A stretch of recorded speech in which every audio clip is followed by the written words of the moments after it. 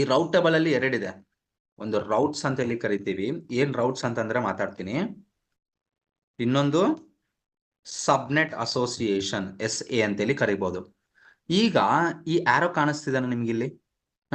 ಯಾವ IGW ಇಂದ ಎಲ್ಲಿಗೆ ಹೋಗ್ತಾ ಇದೆ? ರೋಡ್ಸ್. ಇದನ್ನ ಕನೆಕ್ಟಿವಿಟಿನ ನಾವು ಏನಂತ ಕರಿತೀವಿ ಗೊತ್ತಾ? ರೌಟ್ಸ್ ಅಂತೇಳಿ ಕರಿತೀವಿ. ಕ್ಲಿಯರ್? ಈ ರೌಟ್ ಟೇಬಲ್ ಇಂದ ಎಲ್ಲಿಗೆ ಹೋಗ್ತಿದೆ? ಸಬ್ನೆಟ್ಸ್. ಏನ್ ಅಸೋಸಿಯೇಟ್ ಆಗಿದೆ? ಏನ್ ಅಸೋಸಿಯೇಟ್ ಆಗಿದೆ? ಸಬ್ನೆಟ್. ಅದಕ್ಕೆ ಇದನ್ನ ನಾವು ಸಬ್ನೆಟ್ ಅಸೋಸಿಯೇಷನ್ ಅಂತೇಳಿ ಕರಿತೀವಿ. ಈ ಎರಡು ಟರ್ಮ್ಸ್ ತಲೆಯಲ್ಲಿ ಇಟ್ಕೋಬೇಕಾಗುತ್ತೆ ನೀವು ರೌಟ್ ಟೇಬಲ್ ಕ್ರಿಯೇಟ್ ಮಾಡಿದ್ಮೇಲೆ. ಒಂದು ರೌಟ್ಸ್ ಅಂತಂದ್ರೆ ಎಲ್ಲಿಂದ ಬರ್ತಿದೆ, ಎಲ್ಲಿ ಕಳಿಸ್ಬೇಕು ಅನ್ನೋದು. ಸಬ್ನೆಟ್ಸ್ ಅಂತಂದ್ರೆ ಯಾವ ಸಬ್ನೆಟ್ ಅಸೋಸಿಯೇಟ್ ಆಗಿದೆ ಈ ರೌಟ್ ಟೇಬಲ್ಸ್ಗೆ. ಇಲ್ಲಿಗೆ ಏನಾದ್ರೂ ಬಂದ್ರೆ ಯಾವ ಸಬ್ನೆಟ್ಸ್ ಕಳಿಸುತ್ತೆ? ಈ ಸಬ್ನೆಟ್ಸ್ ಕಳಿಸುತ್ತೆ. ಕ್ಲಿಯರ್? ಈಗ ನಾನು ಹೋಗಿ VPC ಕ್ರಿಯೇಟ್ ಮಾಡ್ತೀನಿ.